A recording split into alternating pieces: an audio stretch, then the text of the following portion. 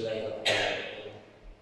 Assalamualaikum warahmatullahi wabarakatuh. Alhamdulillah. Alhamdulillahilladzi nahmaduhu wa nasta'inuhu wa nastaghfiruh.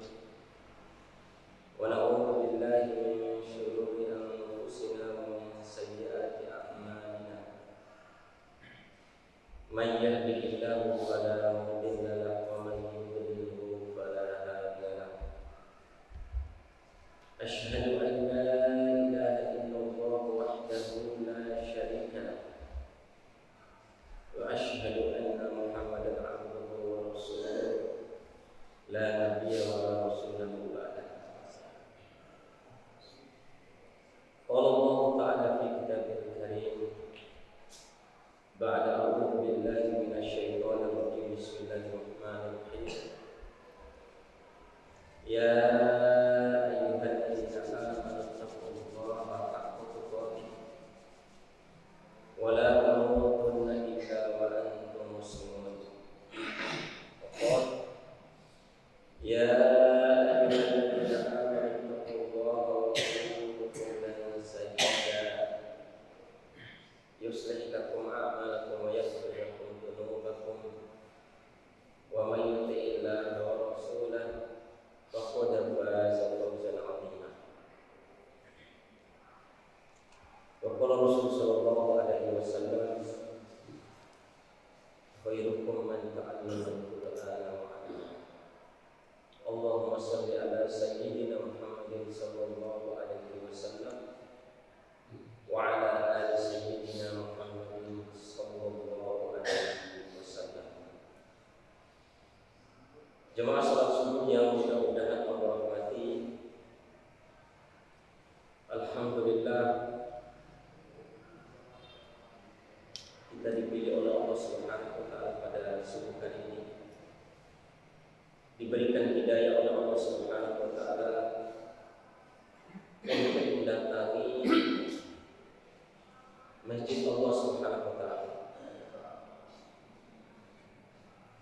Maka dengan daya dan kekuatan yang Allah berikan tersebut, marilah kita senantiasa selalu meningkatkan lisan kita ini untuk bersyukur kepada Allah Subhanahu wa taala atas limpahan nikmat ini. Limpahan dan karunia yang sangat besar yang Allah berikan, kita dimudahkan untuk datang ke masjid ini dalam rangka untuk beribadah kepada Allah Subhanahu wa taala. Dalam rangka untuk menyadari bahwa kita dengan selalu mengucapkan alhamdulillah, bersyukur kepada Allah bahwa kita sadar bahwa kita diciptakan di dunia ini untuk beribadah, menyembah, mengagungkannya, memuliakan Allah dan membesarkan Allah. Alhamdulillah, sadar kita bahwa dengan posisi kita sebagai makhluk Allah, ciptaan Allah, berarti kita di bawah kekuasaan dan kehendak Allah Subhanahu wa taala, di bawah perintah dan larangan Allah Subhanahu wa taala. Bersyukur pula dengan alhamdulillah pada subuh kali ini kita bisa memposisikan Allah sebagai Sang Khalik, sebagai Sang Pencipta, yang dengannya kita datang ke sini dalam rangka untuk mengagungkan dan memuliakan Allah Subhanahu wa taala.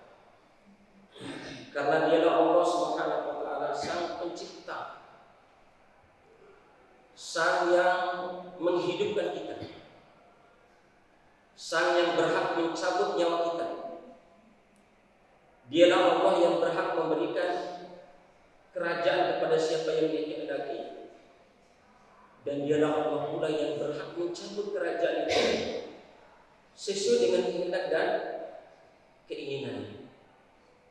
Dialah Allah Subhanahu wa taala, subhanallah, yang menjadikan dunia, yang menjadikan bumi ini sebagai tempat hamparan dan gunung-gunung dijadikan pasak bagi bumi ini. Di dalam tafsir Imam Ibnu Katsir mengatakan supaya manusia nyaman menikmati kehidupan dunia ini, supaya manusia bisa nikmat dalam menjalani kehidupan ini. Tapi pertanyaannya jemaah sekalian, afala tattaqun, kenapa kalian belum maksimal dalam bertakwa? Afala tashkurun, kenapa kalian belum maksimal dalam bersyukuri segala nikmat yang telah Allah berikan?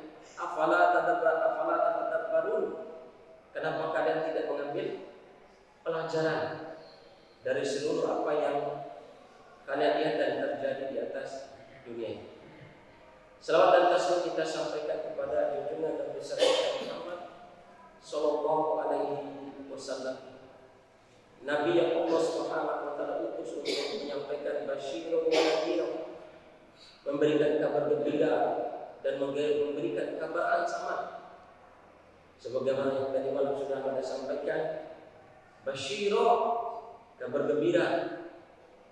Awalus syuhada fil Islam Sumayyah wa Yasir, kabar gembira bagi barang siapa yang mengikuti Rasulullah SAW dan istiqomah mengikuti Nabi SAW sampai hayatnya, sampai akhir kehidupannya, maka saksi sejarahnya adalah orang yang pertama kali syahid dari kalangan umat Muhammad SAW adalah Sumayyah dan Yasir suaminya. Dari seorang budak, Abu Jahal disiksa oleh tuannya karena mempertahankan Islam dan mati di atas Islam, sehingga Nabi SAW lisannya yang mulia menyampaikan pesan, isbir ala Yasir fa inna mau'idakumul jannah. Bersabarlah kalian wahai keluarga Yasir, sesungguhnya tempat yang dijanjikan bagi kalian adalah surga Allah SWT.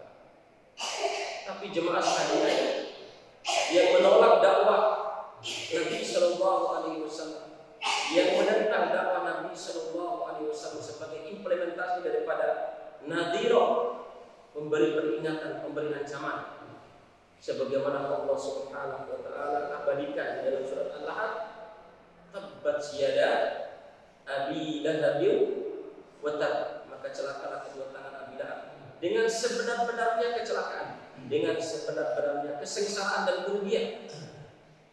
Dengan sebab apa? Alihada jama'tana, apakah dengan ini, dengan sebab ini, hanya dengan informasi ini kami engkau mengumpulkan keluarga besar ini wahai pamannya sendiri menentang dakwah. Karena penentangan dakwah kepada Nabi SAW, Allah abadikan di dalam surat Al-Lahab sebagai kerugian yang sungguh sangat besar. Maka jemaah sekalian yang mudah-mudahan Allah rahmati, dari dua kisah ini, dari dua sejarah yang diabadikan ini, afala tatadabbarun, kenapa kalian tidak mentadabburi, kenapa kalian tidak berpikir? Ya ulil absar, wahai orang-orang yang memiliki pandangan, wahai orang-orang yang memiliki akal. Apakah kita ketika hidup di dunia ini mau sebagaimana Yasir beserta Sumayyah yang dijanjikan surga dari lisan Nabi SAW, ataukah sebagaimana yang Allah abadikan untuk sebagai pelajaran bagi kita, sebagaimana Abu Lahab?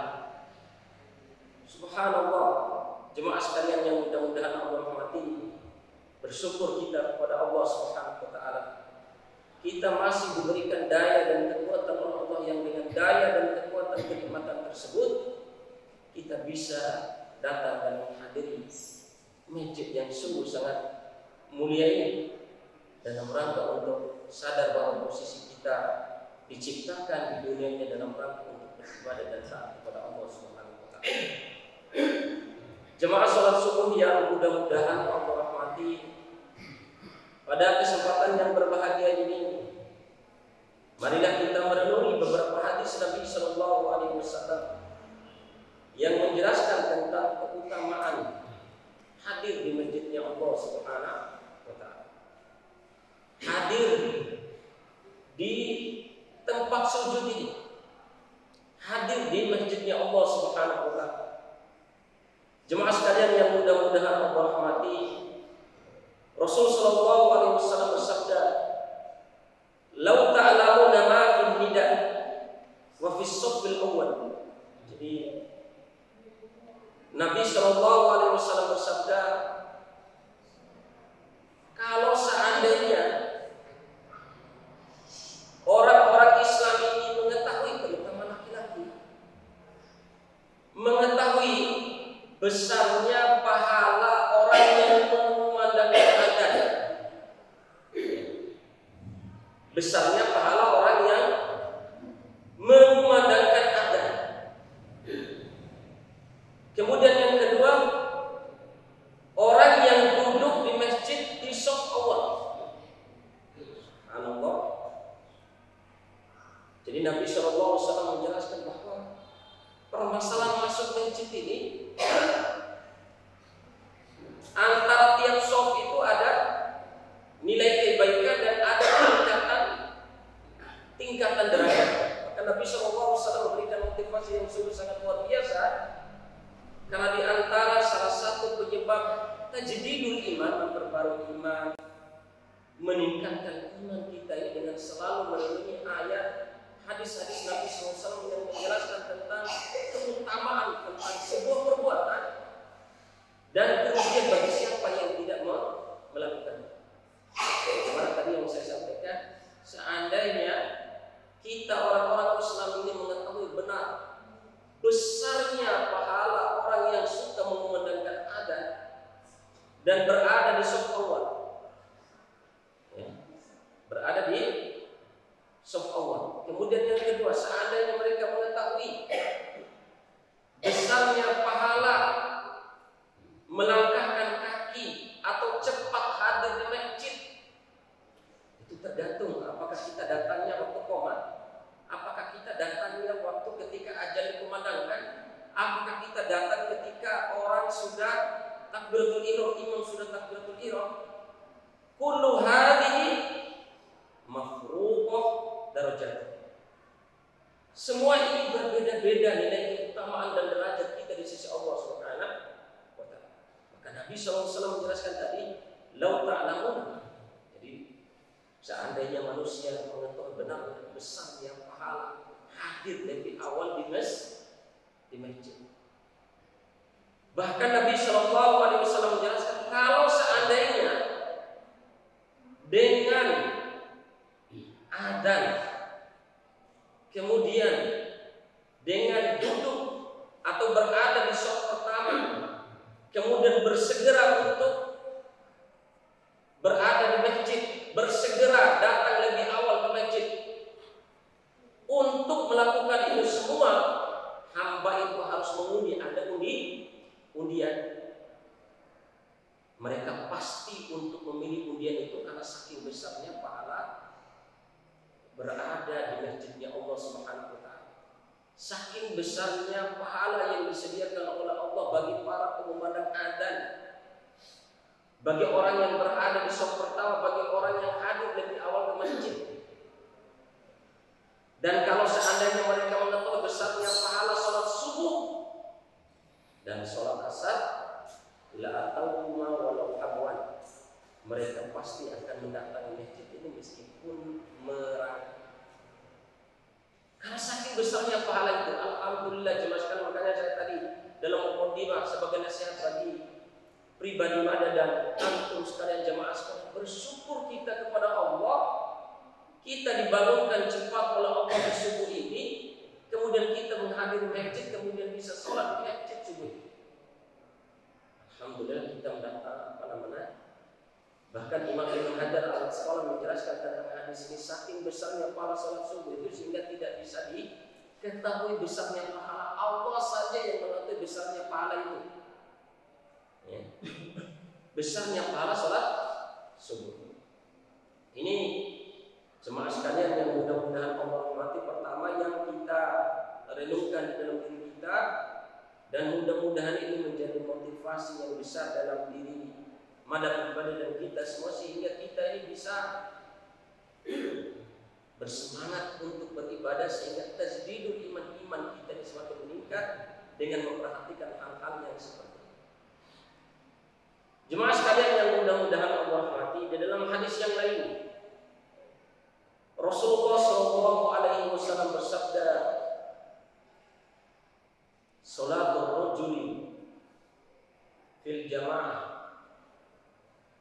tudha'afu ala salati fi baiti aw fi ala suqihi 25 darajah.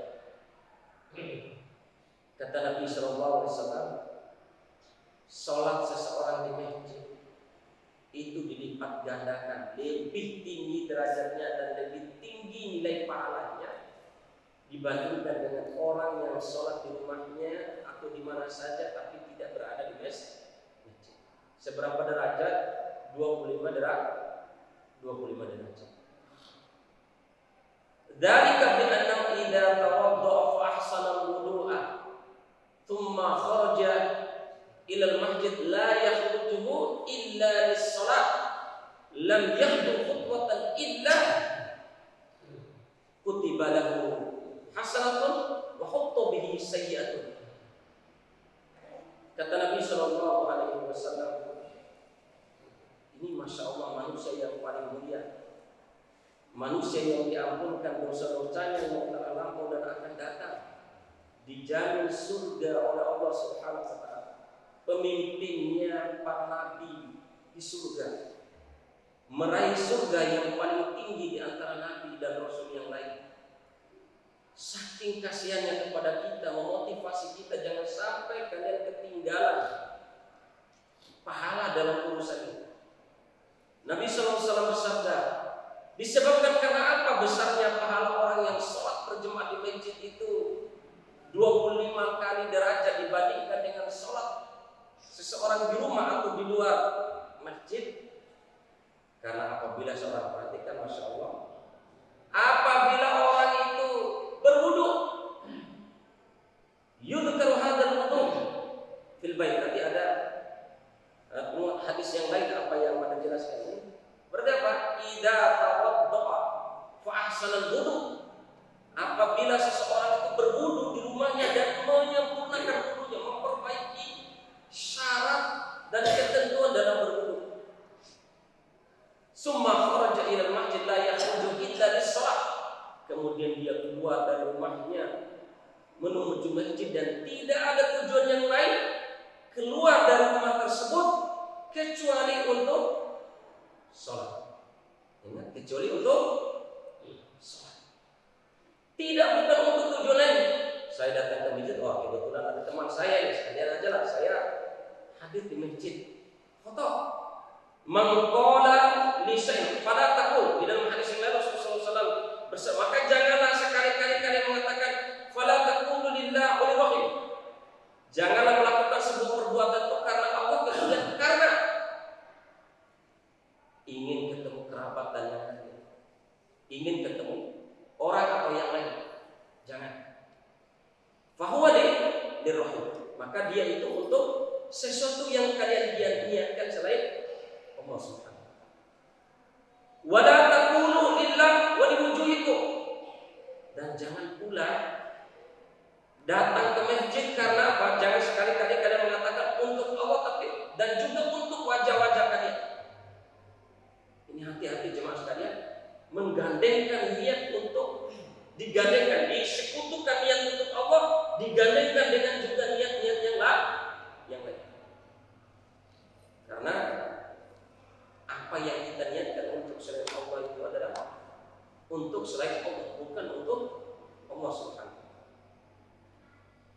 Jemaah sekalian yang mudah-mudahan Allah rahmati, kalau sudah seperti itu niat kita keluar bukan tujuan yang lain ke masjid kecuali hanya untuk sholat, untuk berdoa, untuk menggerakkan anggota badan kita dari takbiratul ihram sampai salam. Tujuannya dalam rangka untuk sujud, ruku, sadar kami adalah makhluk ciptaan-Mu ya Allah. Kami sadar kami adalah makhluk yang hina ya Allah. Kami sadar kami makhluk yang bukan kekal ya Allah. Kami sadar kami adalah makhluk yang pasti akan mati ya Allah. Kami akan kembali kepadamu, kami akan dihisab oleh-Mu, kami akan masuk ke dalam tanah-Mu, kami akan disiksa apakah mendapat nikmat-Mu kubur. Maka kami datang sini ya Allah untuk memohon ampun kepadamu, untuk sujud, memohon kasih sayang ya Allah, memohon kepadamu, sujud kepadamu supaya kami ihdinas siratal mustaqim, tunjukkanlah kami kepada jalan yang lurus, tunjukkanlah kepada kami supaya kami jangan sampai mengikuti jalan-jalan yang salah. Hanya dengan tujuan itu dalam rangka memposisikan Allah sebagai sang Khalik, sebagai sang cipta, memposisikan Allah sebagai sang zat yang kita takuti, maka Rasulullah SAW berkata, lam yaqtu khutwatan illa kutiba lahu hasan. Tidaklah dia melangkahkan kaki melainkan Allah catat apa yang dilangkahkan kakinya itu sebagai kebaikan yang sempurna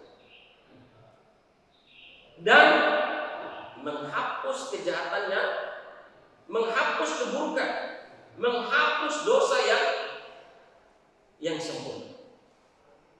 Masya Allah jemaah sekalian, dari berwudu, kemudian kita memperbaiki wudu, keluar dari masjid tidak ada tujuan yang lain keluar dari masjid untuk sholat. Kemudian semua apa yang kita langkahkan kaki menuju masjid, semuanya dicatat sebagai catatan pahala dan dihapus sebagai catatan dosa yang sempurna. Bahkan Rasulullah SAW melanjutkan hadis ini, Masya Allah, wala tazal al-malaikatu tusalli alaihi ma dama fi musallahu, dan malaikat selalu dan senantiasa memberikan selawat kepada orang yang berjalan ke masjid dan berada di masjid, maka fi musallahu, selama dia berada di tempat salat. Apa bentuk selawatnya malaikat itu? Allahumma hamdu wa tub alaihi waghfir lahu. Antum masuk masjid, mau antum sholat sunnah, mau antum tidak sholat sunnah, tetap berada di tempat sholat di masjid ini, menunggu orang yang salat, hadir di masjid, hadir, kemudian duduk di saf pertama. Malaikat berdoa, ya Allah, kasih sayangilah hamba-Mu yang berada di masjid-Mu. Ya Allah, terimalah taubat hamba-Mu yang berada di masjid-Mu. Ya Allah, ampunilah dosa hamba-Mu yang berada di masjid selama dia berada di masjid. Bahkan di dalam keterangan hadis yang lain, malam yang terhadap malam yakhlas, selama dia tidak menyakiti orang lain, berada di masjid ini tidak menyakiti orang lain, apakah nutupi hidung kelahi, apakah mencaci maki orang lain, apakah memukul orang lain, itu yang pertama syaratnya. Tidak menyakiti orang lain.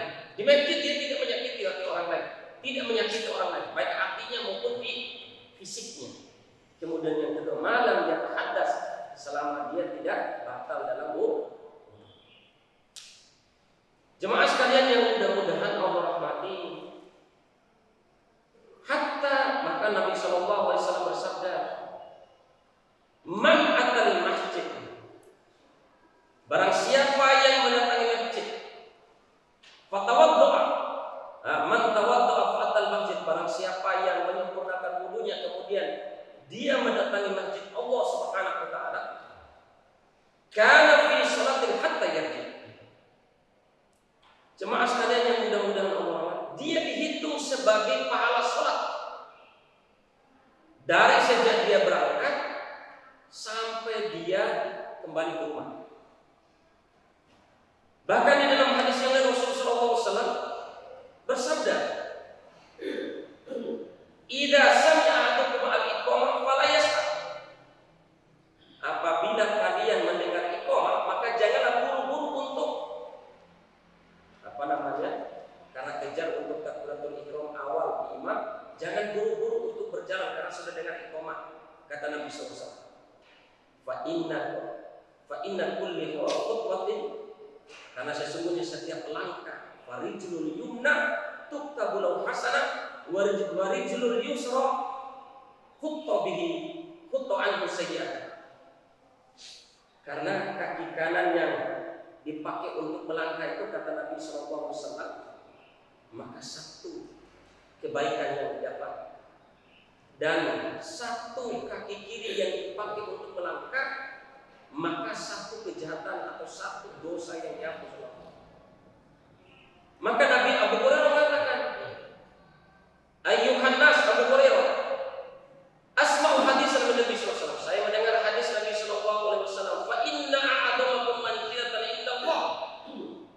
Sesungguhnya orang yang paling tinggi derajatnya di sisi Allah kaitan dengan salat berjamaah di masjid, ab'aduhum dar. Siapa di antara kalian itu yang paling jauh rumahnya dengan masjid? Karena di kusratul khutat, karena dengan banyaknya langkah ke masjid, maka banyak pahala yang diraih dan banyak dosa yang dihapus oleh Allah Subhanahu. Kemudian Rasulullah SAW bersabda dalam sabda yang lain, kam hasanatan, berapa kebaikan yang diperoleh dengan satu langkah tersebut? Asyru hasanatin, satu langkah yang kita pakai untuk melangkah ke masjid itu, kaki kanan itu, maka 10 kebaikan yang diberikan oleh Allah. Berarti kalau kita melangkahkan kaki ke masjid dengan kaki kanan ini sudah berapa langkah? Dari rumah kita masing-masing sampai ke masjid ini dikali 10. Kalau ternyata 50 langkah berarti kali 10 kebaikan sudah berapa? Itu baru melangkahkan kaki menuju. Dan ingat, tujuan ini semua dalam rangka untuk mengagungkan Allah, memuliakan Allah Subhanahu wa ta'ala, bukan untuk tujuan yang ini. Jemaah sekalian yang mudah-mudahan Allah rahmati, mudah-mudahan nasihat bagi pribadi Mada dan kita sekalian, semua kita semua yang berada di masjid ini bisa melakukan ini semua, bisa termotivasi dengan hadis ini, sehingga kalau kita merasakan nikmatnya jemaah sekalian yang mudah-mudahan kita akan merasakan nikmatnya iman, kita akan merasakan nikmatnya keimanan dengan selalu merenungi hal-hal yang sepele ini, sehingga kita tidak melalaikan kesempatan hadir. Ingat, dari sejak kita berangkat sampai kita kembali, langkah kaki itu dari sejak kita berangkat sampai di masjid, kemudian kita pulang sampai di rumah, itu tetap hitungannya mendapatkan kebaikan 10 kebaikan satu langkah. Kemudian kaki kiri yang kita pakai untuk berjalan untuk melangkah, maka satu atau apa kedudukan yang sempurna yang dihapus oleh Allah Subhanahu wa ta'ala. Jemaah sekalian yang mudah-mudahan Allah rahmati, mudah-mudahan apa yang Mada sampaikan pada kesempatan yang berbahagia ini memberikan manfaat yang sungguh luar biasa, terutama kepada pribadi Mada dan kita sekalian. Mudah-mudahan kita sama-sama bersemangat untuk meraih keutamaan ini. Ya. Alhamdulillah, coba antum mensyukur nikmat yang Allah berikan kebaikan pada subuh ini.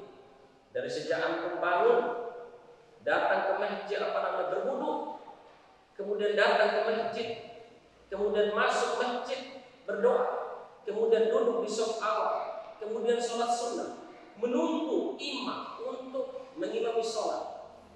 Sudah berapa kebaikan dari setiap apa yang disebutkan tadi, pahala yang disediakan oleh Allah Subhanahu wa ta'ala. Maka tinggal kita jemaah sekalian, mau nggak kita berpikir, mau nggak kita menyambut ini semua. Itu tergantung bagaimana kita memahami posisi Allah Subhanahu wa ta'ala, mengagungkan Allah Subhanahu wa ta'ala. Ini saja yang bisa saya sampaikan, mudah-mudahan bermanfaat, terutama pribadi Mada dan umumnya kita semua, sehingga sama-sama dengan ini semua insya Allah di subuh ini kita dipertemukan oleh Allah dalam satu tempat, kita beribadah dan mengagungkan Allah. Mudah-mudahan di surganya Allah kita dipertemukan dalam majelis yang bersama, kita dipertemukan oleh Allah di jannah yang sama, karena kita saling sama-sama mengingatkan akan keutamaan-keutamaan beribadah kepada Allah Subhanahu wa ta'ala. Subhanallah wa bihamdihi, asyhadu an la ilaha illa anta, astaghfiruka wa atubu ilaik. Subhana rabbika rabbil izzati amma yasifun, wassalamu ala al-mursalin, walhamdulillahi rabbil alamin. Wassalamu alaikum warahmatullahi wabarakatuh.